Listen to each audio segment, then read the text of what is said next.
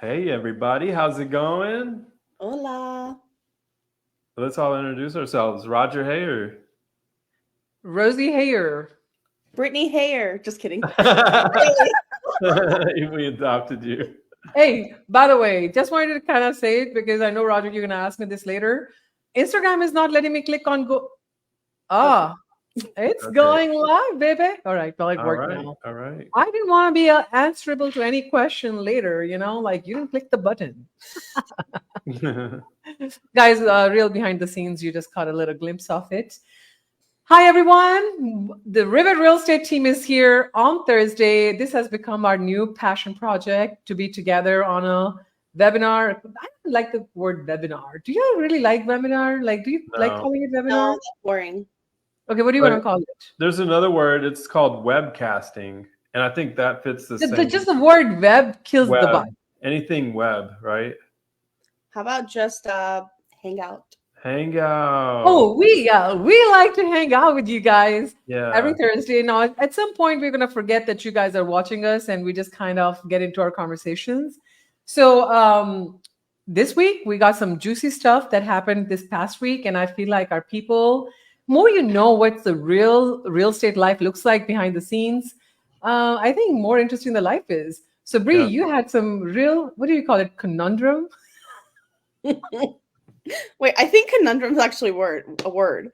My Yeah. word that I messed up earlier was I said penindulum. Penindulum.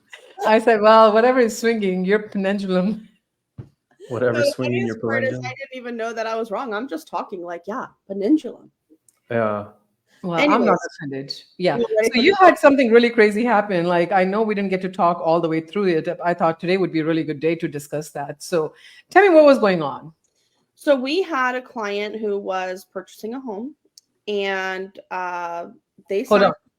Hold on. You can't tell everything. You know that, right? I know. Okay, yeah.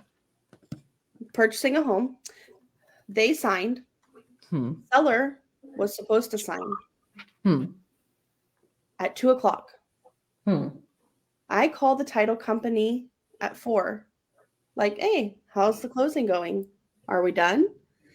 They proceed to tell me that the seller is refusing to sign and that the seller is throwing a fit for the past couple of hours because of actually something very weird that I was like, okay. And they were like, this seller is kind of being ridiculous.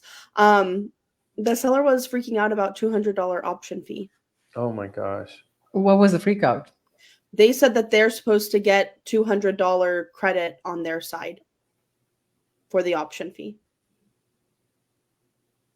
that was So, already given to them. so option fee is a credit if the buyer does not close or they mutually decide to walk away after the option period. But the buyer was ready to close. They signed, didn't they? Yeah, buyer signed. Buyer's ready. I think seller might have just not, I don't know what the seller was thinking actually. So, yeah, title had like a 2-hour long conversation. They were freaking out. And at 4:47, I got a message that she signed. Wow. Now I know buyers signed early in the morning. So this 8-9 hours of conundrum that you went through, driving to the property, checking if they have moved out every single item from the property and it's vacant. Like you're not expecting a professional cleaner at this point. You have to adjust the expectations. I remember you and I were like, hey, what are we going to do if, because imagine this buyer has paid for an inspection fee, an option fee, Yeah. an appraisal fee, Yeah. loan origination fees, and probably paid for movers to move in advance. So at this time, if buyer is going through the contract and has closed, they're thousands of dollars out of pocket. Mm-hmm. And for them to ever hear that seller is not signing and they have change of heart is not only a shock, but also, what are my rights? Right. You know what it tells me? The seller really loves his home and he doesn't want to move. Well, crazy part is seller, in this case, seller was never even lived in that property. Interesting. Yeah. So that's so. Here's what I want to kind of. What is that? Is that ego or something, or somebody going on a trip? Like, is that's not really necessary, right? $200. Is it a values conversation? Like, what struck a nerve? What struck his nerve? Or Brie, what do you think?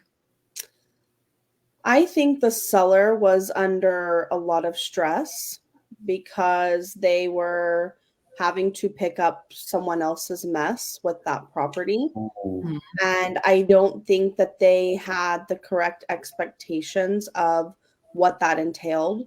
And I Mm. think it caused them to have multiple, for lack of better word, freakouts, right, throughout the process. I don't think their expectation they didn't have expectations because they weren't maybe guided through what to expect. Like nobody likes surprises, and I know that like a seller is looking forward to getting the property sold. That's the whole reason they put it on the market.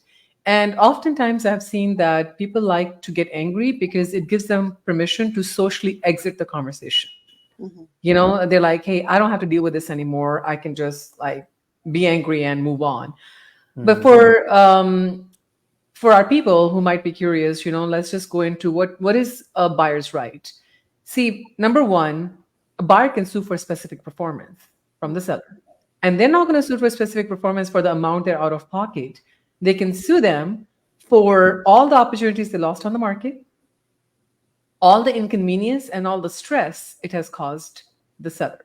Now, this is crazy at times, it has been like brought to my attention where sellers are like, oh, all of a sudden, like I have a better offer, which we don't know if it's a better or not. It is just the initial offer. What happens during inspection? What happens during auction period? Like nobody knows. And we don't even know they qualify, but on paper it looks good. Mhm. And I just feel like I don't have to show up for showing of so I apologize. I don't have to show up for closing. I can just sign another contract. In this case, you can actually file for an MOC for an existing contract, and the seller is actually going to walk away with less money because the first buyer can put any amount on that MOC. And Okay. I'm not an attorney, so I consult with my real estate attorneys when situations like that happen. But what happened, Bree, at 447? They signed. Wow. Yeah. Thanks to that agent or whatever they had to stick through, Yeah. And thanks to the buyers for their patience, because if they lost it and they got nervous, or like these are the things like don't you think this is something that we do on day-to-day basis? Like we Yeah. hold back so much that we know it's going to straighten out at the end. But if you just give update every 15 minutes of what's happening, what do you think a transaction would look like? Yeah, if you give update every 15 minutes, a lot of times, especially in real estate, there's a lot of things that, like you said, they work itself out. You know, let's just take a simple example. If let's say a buyer has a loan estimate get sent out. I actually had this happen to me the other day. A loan estimate was sent out, and they had already had a conversation with the lender on the phone of, hey, this is what this is what your closing costs are going to look like. Loan estimate got sent out, but they forgot to click off one little box. So their cash to close showed like $50,000 more than what they were originally talking about. So they obviously were upset and freaking out like, hey, why am I signing this loan, disclosure and it's $50,000 more? Lender said, I'm so sorry. I accidentally clicked off the wrong box. You don't owe that additional funds. This is just on our part. We didn't put this contingency in here, and it was easily removed. But if if you would have said, hey, I didn't click the box or whatever the case may be, you're going to have a lot more things. But if you just have a simple conversation, right, a lot of the times it works itself out. You know what, guys? I really think this is an industry wide problem, and maybe you guys can. I would love to hear your input on it, but I feel like people aren't going deep into the relationship. That they're afraid to commit in a relationship because just the nature of how everything's evolving around us, and everything's become so fast. People are texting, fast food, like everything's fast. Yeah, this instant notification has been an instant trauma in a lot of situations. And I do think that people are ready to like exit the conversation, or I think agents, quite honestly, agents are afraid to commit to their clients because they want to keep some safety net. Like if shit hits the fan, then I'll have a safety net. I can exit this conversation. Like they're genuinely afraid of what's happening, Yeah. more so than the sellers. So, Because I just want to finish one last point because no, finish it all. You're exciting yeah, me. I was actually talking to somebody and that we had closed with, and I was congratulating them on a successful, on a successful sale of their property. And they mentioned to me, they said, "Look, you know what? We had our fingers crossed that everything would close by the due date, right? Like it's not final until the funds are transferred into our account, right?" They had such a healthy mindset about it. And imagine if they were working with an agent that was more concerned than they were. They had a healthy mindset that, hey, if we go to the closing, if we go to the finish line, it's perfect, it's awesome. Like that's what we're hoping to do. But they had this realistic sense that anything could go wrong at any moment, and it's just a part of it. It's just a part of the process, right? Yeah. And it's not final till it's final. They had a healthy mindset around it. But imagine if they were working with a professional that were all up in their emotions and were afraid of conflict or confrontation or any of this stuff, and it would be a mess on their hands. So what do you You guys know, think about that? I know the seller you're talking about. I had a great time. Like, this is probably the fourth or fifth transaction we were working together on. And I remember it was such a unique property that we were trying to sell. And we knew that, we're trying to think a lot outside the box. And when you think outside the box, there's a lot more uncertainty that you invite. And I remember the day we got a contract, right? Even before I listed the property, I said, look, this is the strategy we're going in at. I don't know. Did y'all hear that? Ding, ding, ding, ding, ding, ding. No. Oh, you didn't? Oh my God. I'm so glad to hear that. Okay. So I remember speaking to the seller. I said, look, this is the strategy we're going to go in for. Okay. Market will speak to us the moment we're there, right? If it doesn't work, I'm going to tell you exactly what I'm hearing because I'm not going to sugarcoat anything. Because the worst thing I can do is have you think something that it is not. That's misguiding, right? Mm-hmm. And the second thing I remember when we got the contract, I still called them. I said, look, this is a great contract. If this one doesn't go through, there are other backup ones. And if the backup ones don't go through, guess what? We'll go back on the market and get another buyer. Because the amount of unconventional approach we're going about selling this property, imagine all that in buyer's mind as well. Yeah. Buyer is going to explore check those boxes off during option period. And sometimes lender has to do their due diligence on top of it, right? Now it's a 1031 exchange, so they might want to do a cash, but they might want to switch to lending. Like money is green, lending or cash. Can we all agree? Yeah. Like I tell sellers all the time, don't get attached to one or the other. Sometimes when people are like, I want fast close, guess what? When you need something delivered fast, what do you pay? Pay top dollar. Top dollar for it, right? Like even Amazon, right? Like delivery fee, rushed one, groceries, the milk is out, rushed fee, right? So when you want that fast cash offer for fast closing, unless you're in a market 2021 before, you're looking at giving up some equity there, right?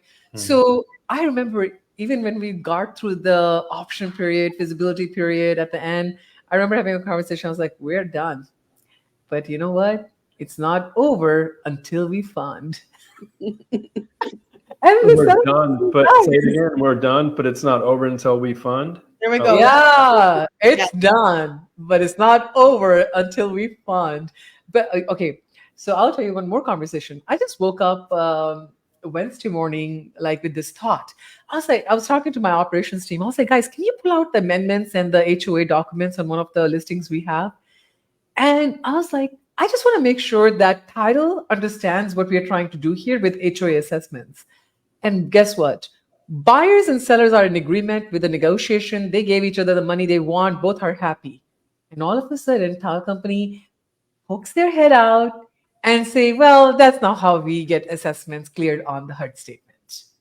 I said, how do you like to see it? They said, we like it cleared off, even if they're due later in the year. I said, well, seller gave buyer the credit. Can they just do it later in the year? They said, no. Paragraph 13 says X, Y, and Z. Agent and I got on the phone. We talked about it. We talked to the tile company, asked them what would be the workaround on this so we can put it in amendment now, only for one reason. You know what was only one reason? Mm-hmm. Doesn't matter how easily solvable something is. But if something happens on the closing date that delays the closing and creates a concern in a buyer and seller's mind, guess what? All the hard work you have been doing and all the winnings you have been doing for buyers and sellers go out the window. Yeah, you got to be a 10 move chess thinker. What is it?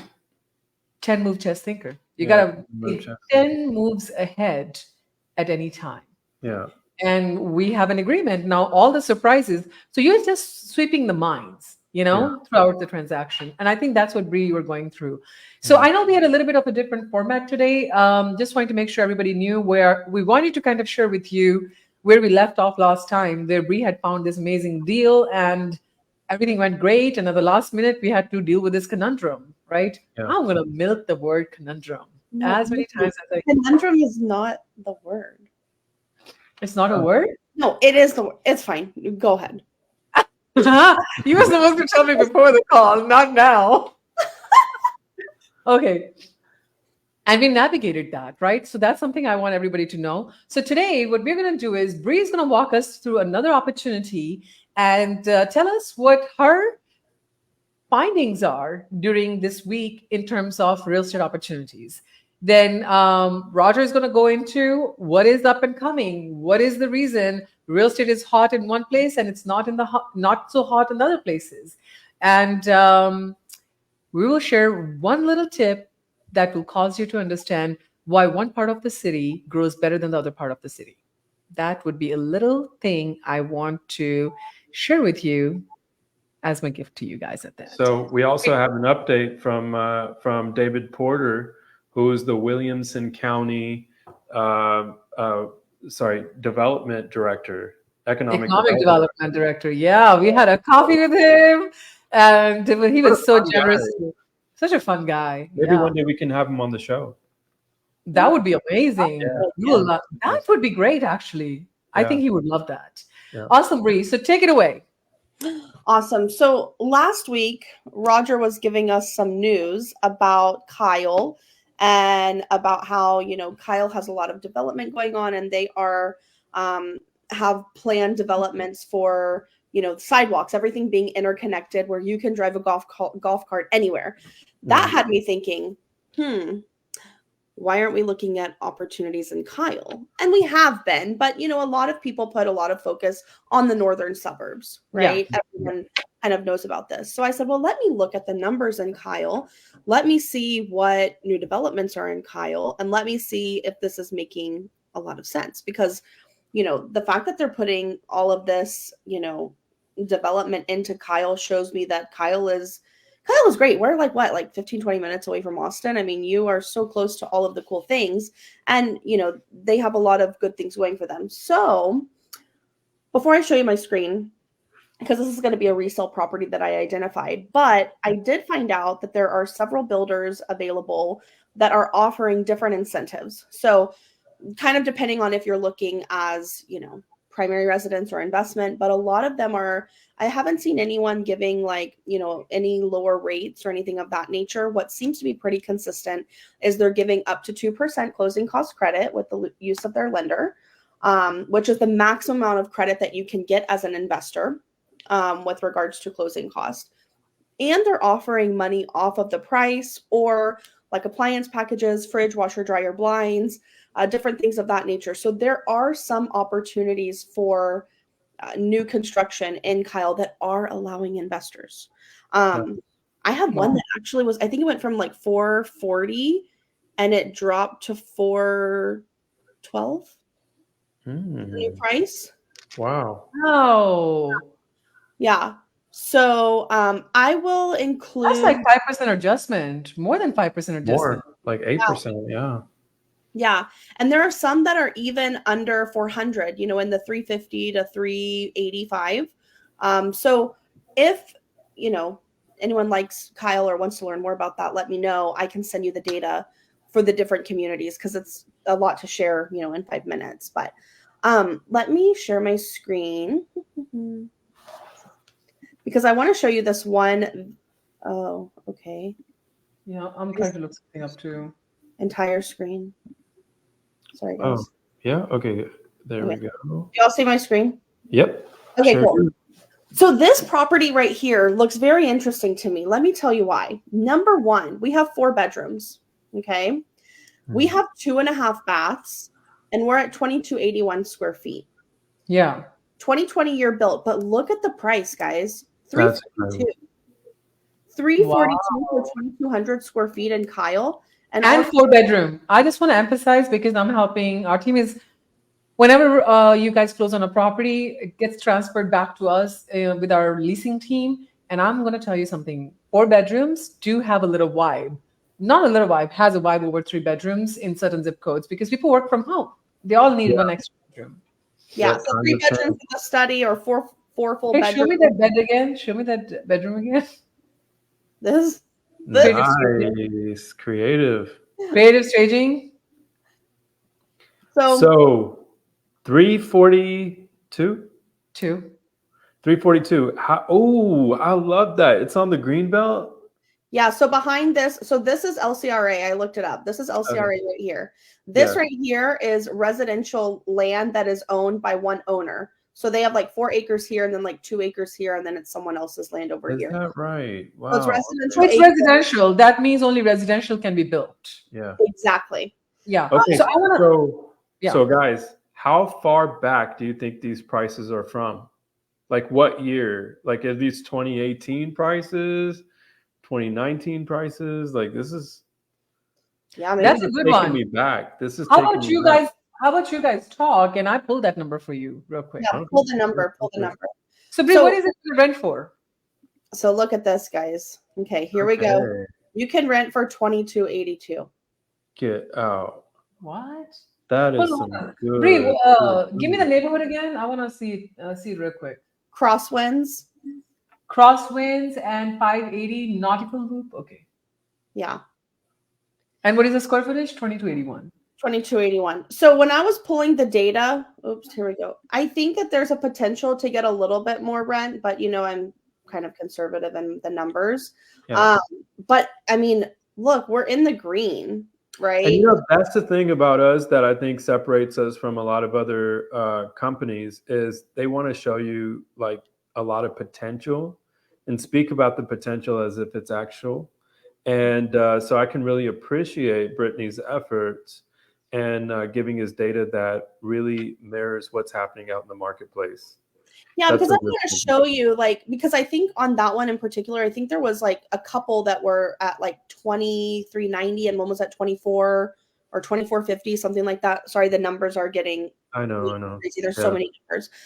But we're not going to show that number because there was also some that were maybe like 2200, right? So we try to give, a number that is more, you have the potential to go up a little bit more, and then you're happier, right? But we want to give you as accurate data as possible. While there could be potential for more, we don't want to do something and then just have to say, actually, no. I think that's actually what you guys were touching on earlier, because you're going to be in relationship with these people, and you are the type of person to stay in relationship and be on the phone and have conversations with them, and you're not just looking to go and hide as soon as the property's under contract. Right? Brie, hold on. I apologize. This is exciting stuff. I have to interrupt. Brie, this property is 2020 built? Yeah. All right. Do you want me to share the screen? I'm ready for the drum roll. Okay. All right. Well, we're working with new technology, so I'm really excited to see how you would do that. Present. Oh, neat. Present share screen. Man, I really hope my screen that I'm sharing is somewhere around here. Share screen. Okay. I'm just gonna say window. Like actually, this one right here. Share. Can y'all see it? Yes. Yeah. It's up there. We see it. Okay. All right. Well, since you see it now, I need to see it too. All right. So am I scrolling up and down? You can see when I You're scroll up and down. scrolling up and down, yeah. Okay. Look at this. Okay. So I'm going to show you the criteria, what I did. I said, show me everything that is for sale in Crosswinds. In Bree, it's in Kyle, Texas, right? Yeah, and Mhm. Kyle. Okay. So I'm just going to make sure it's Kyle so you guys are not confused at all. Okay. Yeah. First of all, check it out, what I did. Mhm. I said, okay, show me everything active, pending, and closed in Kyle, Texas in Crosswinds that actually closed between 2018 because market was really good, right? Mhm. Up till January of 2022 because all the disruption happened after May of 2022. Right. Yeah, right. So look at this. When I say this, between 1,800 to 2,400 square footage, because we got to stay within 15 to 20% of what our current square footage is, which is 2281. Mhm. 90 properties show up. But watch this. The moment I change it to 4 bedrooms, 54. Wow. Okay. Okay. So can we see how there's a difference between like 3 bedroom and 4 bedroom, right? There is inventory difference, right? Yeah. So when I say results on this, look at this. 54 properties have sold in last like 2018 all the way to 2022. Now watch this. In 2021, in November timeframe. Hey, Rosie, why don't we organize the by the close date? Hit close Okay. date. Okay, I'll just close date, organize it by close date. Yeah. Okay. 2018 prices were in 286, Mhm. 269. 2019 prices went from 259, started to go up to 94s. You saw some 309s in there, right? Mhm. Then 2020, you started seeing 30, 302s, 339s, 2,200 square footage, 320, 22s. That's when 2021 kicked in, which was the hottest time. 350, 382, 375, 404. But watch this. 465.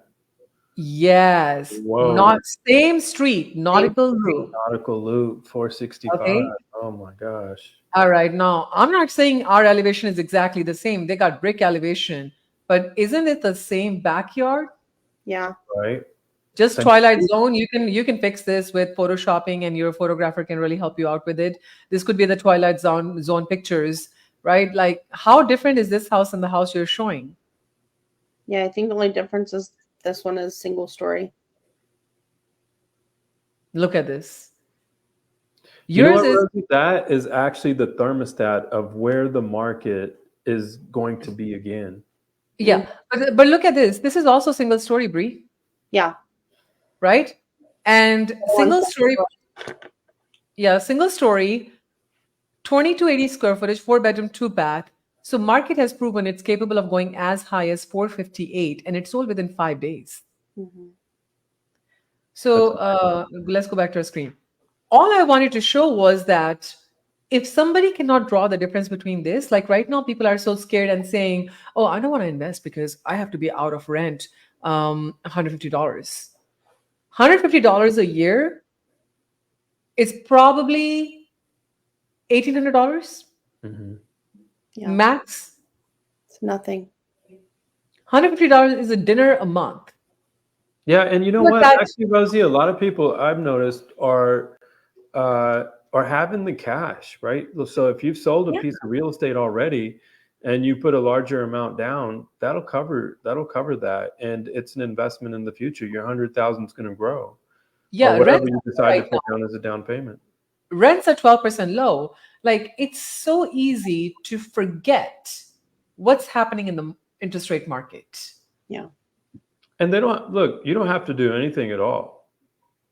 No one's Yeah, going to force anybody's hand, right? Like we can't yeah. force somebody to buy a house, you Mhm. know.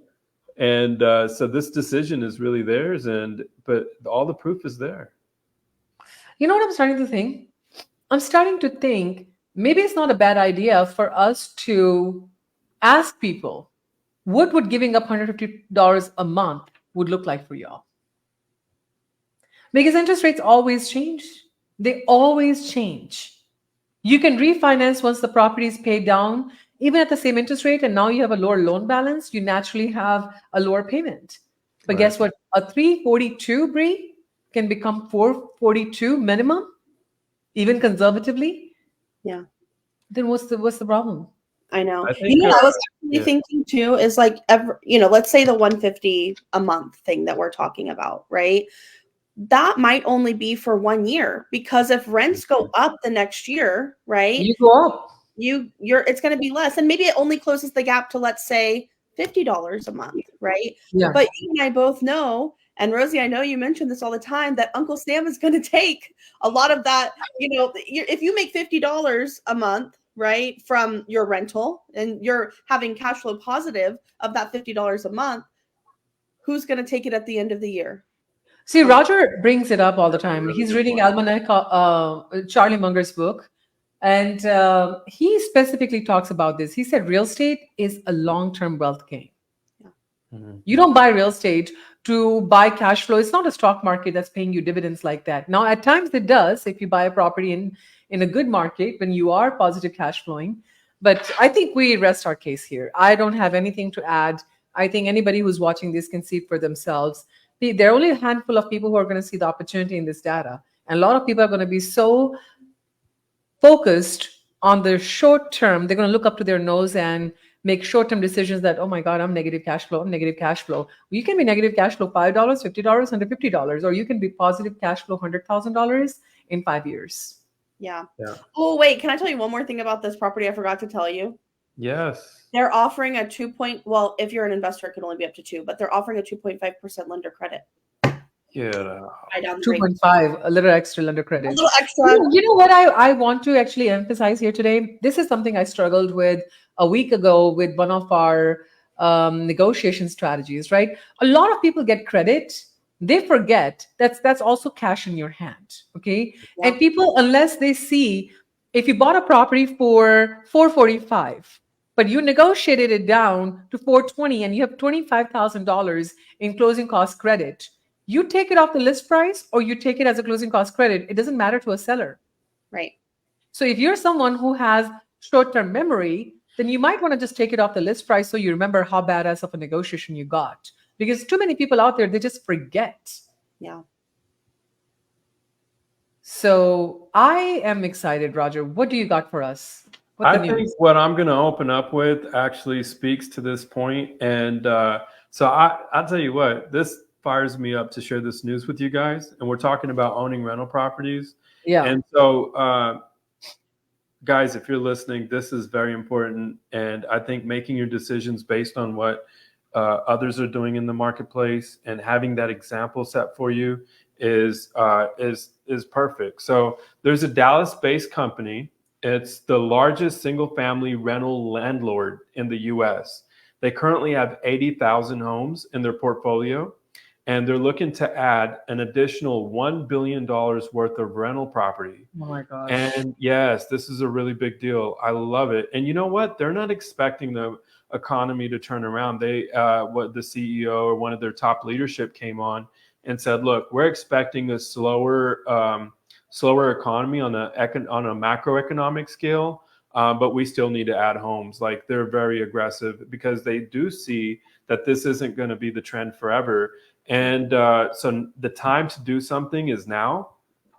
Also, they're refinancing or selling off a portion of their portfolio. So if you've experienced those gains and they're just sitting in your bank account, it's a really good idea to refinance your property or to sell it and use that leverage. I have a book back here. I'll be sure. So we have the Burr books now. I have a whole box of them. And so you pay for shipping, we'll send you the book.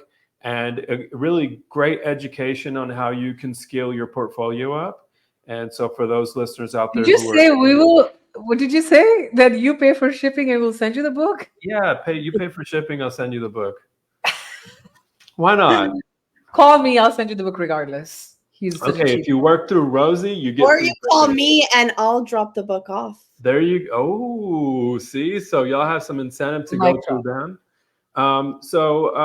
I thought that was really important information, guys, because you can drag this on for however long you want to, or you can make yourself feel good about something when in actuality, all the proof you need is in the pudding. It's right there in front of your face, right? So, and investing is a long-term game, and buy more real estate. Buy as much as you can. I always hear people say that I wish I would have bought more. I haven't heard a single person say the. You know, the one of the very good real estate investors that I absolutely admire. I remember them saying this. They said, "I wish I was more lenient with my criteria to buy." 100%. Yeah. And I think in 2024, we're no longer going to convince people on how this is an appreciating market. We're going to tell you openly that you need to be lenient with your criteria. Because Yeah. guess what? We're not answerable to you this year, but we are answerable to you 5 to 7 years. And there are way too many people who have already spoken to us in 2021 saying, why didn't you force me to buy more? In 2015, 2016, guess what? I'm listening. And I took notes. And I'm pushing this time. And here's the thing, I'm doing exactly what I'm asking others to do. So they say, anyone in a leadership position should never ask people to do something they're not willing to do. And I'm doing exactly what I'm coming on here and sharing with you guys. And it works. It works. So guys, thank you for sharing. I think that's a huge push for our real estate investment market. If you guys Over want to $1 read billion. Yeah. If they want to read up more about that, the company's name is Invitation Homes. Thank you, Roger. Yeah. And we will make sure we post these links in our description so you guys can refer to it later. Roger, you do a phenomenal job, by the way. Look, I can kick and scream all about working together with your spouse, but man, you show up in ways that I know I can't. So I just want to say publicly, thank you. But I'm still not over you losing keys this morning. Oh my gosh, that's a long story. And we can share. Yeah, let's get over that conversation fast. Yeah. The shift. Pivot. Pivot. Oh my God. Rosie the Raptor is just on fire today, guys. Dude. Okay. It's done. It's not done until we fund. Okay. Pivot with you gotta write these down. Pivot. I just want to say, wait, one more thing. Sorry. Yeah. When you're talking about being a little bit more lenient with their criteria. Yeah. I love that because look, I have some people that are really stuck on wanting to be in a certain city. I want to be in a certain city. Great. But they don't want to pay the price for the certain city, right? A certain city might have a higher entry point, right? A higher point of entry than other cities. But if you open up your possibilities, right, and look a little bit further, you might see that another city will have the same appreciation. And every other city that is not their city was once no city that anybody wanted. Exactly. Right? Yeah. So this city that you're so much wanting today was one day a city that nobody wanted. Yep. And Bree, here's the thing. I have some insights. Rosie has some insights right now that we're not going to share. We're going to keep, we can't show you we can't. Yeah, you're going to have to come back next week, Bree, to hear that. I can't show you all the cards I'm holding. Like I have to hold some of those, this is great. I love to empower. I love to power our industry. Like I love to empower other people that are out there, because if agents are doing great, we're actually on the other side they're on the other side of the table, right? So if they're more competent, this is just what this do. It helps us and it helps our clients. So let me tell you something. I have no problem, and I'm not a hoarder. I don't like to hoard information, but I'll tell you this.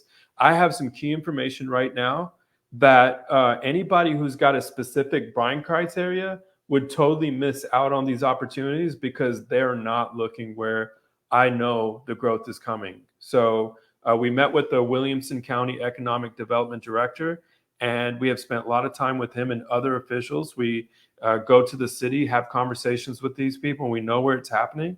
And I'll tell you this, it's not where you think it is. Yep. Okay. So remember the promise I made? I'll tell you guys a thing that people won't talk about in real estate generally. I'll tell you what.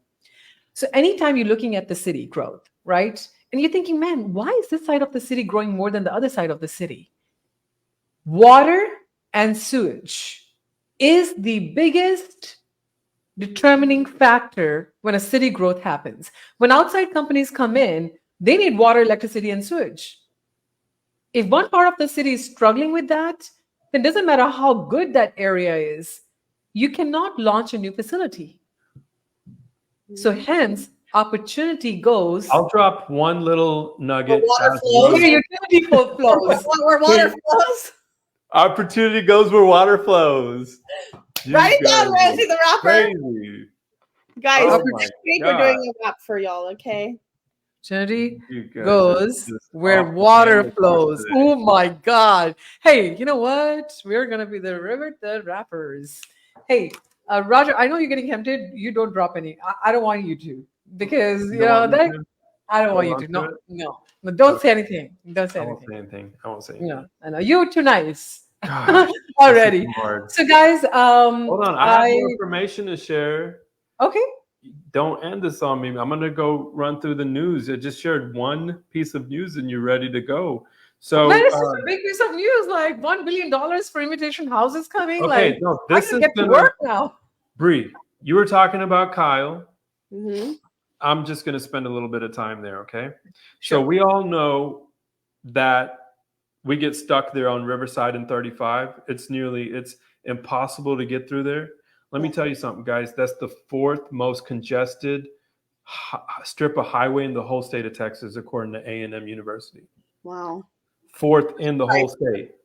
Yeah. Wow. So what's happening now is there's an old joke. They said if you want to get a promotion with TxDOT, suggest building one more lane. That's the joke. So TxDOT did meet in San Marcos this week. They met in San Marcos, which is right around Kyle area. Mhm. And they met with the community to try to figure out what else could be done other than adding more lanes in that strip of the road. We are at capacity there. So I do foresee like they are probably going to do that anyways. But there's a lot of exciting stuff that's really going to work this out. So first off, the Riverside area, right around Holly Street. A lot of people don't know Holly Street. You know Riverside, right? Riverside's the more major road there. Down from Riverside to 290, they're going to spend about $5 billion in revamping the highway there, and building really nice, beautiful overpasses for bikes, bike crossing, bike lanes, and all that stuff, pedestrian crossings. So I'm really excited to see what happens. And now there is some pushback from local people, and of course we need that because then that's how the best policies come forward. And so we do have a group out of Austin that's called Rethink 35, and they're kind of contesting this. But through the debate and the conversation, that's how the best will come to surface. I trust that, right? And Greg Abbott or the Texas government has set aside, earmarked $145 billion towards highway construction. So I'm really excited to see how that transpires for the corridor.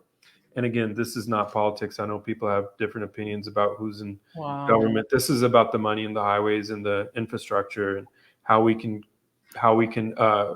support the city. So one more thing that I think you absolutely love. So that's our $5 billion news. And here's the other $5 billion news that I think you absolutely love, Brittany. I spoke to Rosie about this a little bit. So we have the light rail that is proposed. And of course, that's getting a little headwind too, because, the previous judge of Travis County has sued. And so they got to work out the kinks because he's saying there's stuff on there that wasn't proposed to the voters. So they need to go back and check that out. But the Attorney General is the last one who's going to have a take a look at that and signs off on it.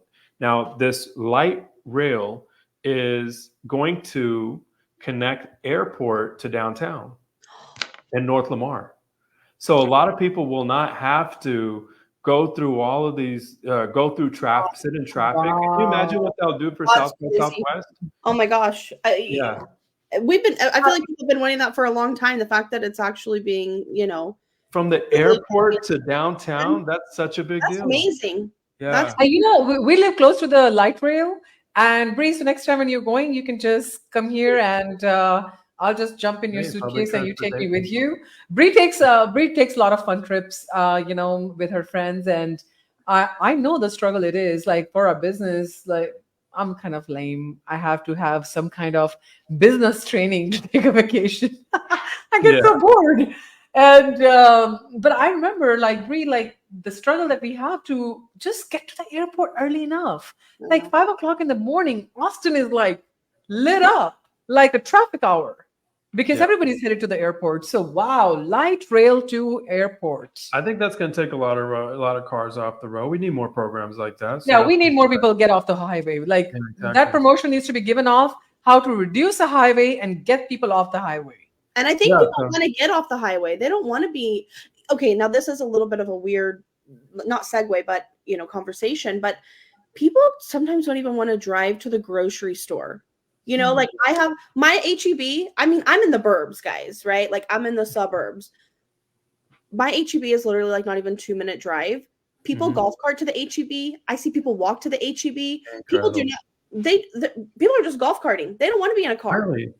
Yes. Oh my gosh. So many golf carts are parked in parking spots at HEB, which is kind of annoying. Hey, but- you know what would be cool? When the Mhm. bike trail in Kyle builds out, those golf carts. Oh Yeah. my god, they're gonna be Buy everywhere. golf cart now before they Hey, get golf cart expensive. stock. Yeah, golf cart stocks. Exactly. That's what I was thinking. Final note, last thing, guys. Dallas and Houston are doing a lot better. Houston hadn't reported positive numbers the way they are right now. So this was a positive, like some positive numbers coming in. And Dallas was double digits in their home sales. And so, granted, we have a lot of inventory that came online in Dallas. And I would say that get with Brittany. Make sure that you don't just you don't just fall into the hype, and you hear a headline and you say Dallas is growing, Houston's doing great. But I would say that find out the absorption rate, find out how many months of inventory there are. Don't just take the headlines for granted, and so that you can lease these properties out in fair enough time. Thank you, Roger. By the way, you have been a cornerstone for us in determining where we need to start looking. And by the way, this year we're bringing multifamily properties up to 10 to 15 units for people to start buying. And multifamily is always not buyable at the price that people like to in the city. So we are going to be talking about out of the city opportunities. So guys, I just want to say sorry to the Instagram viewers because I was getting this error the whole time. That is, like, so Roger, later on. Hey, you guys are doing your job, and I'm able to do mine. So I just want to say it's collaborative, and I really appreciate having people who are dedicated to what they do. I know Bree. And later, Roger's gonna be mad at Rosie for not having Instagram. No, I started the live, and apparently this idiot gave me this error. Hey, you're having trouble streaming Instagram. Look, I clicked the button. Okay, I know. but we'll figure it out. It's not over until we win. So thank you so much, guys, for being here. I had a blast hanging with you guys. So Bree, next week we'll give you that info as well. Absolutely. I'm ready. So then, make it a great day. All right, Bye, sweet. guys. Love you guys. Bye. Take care.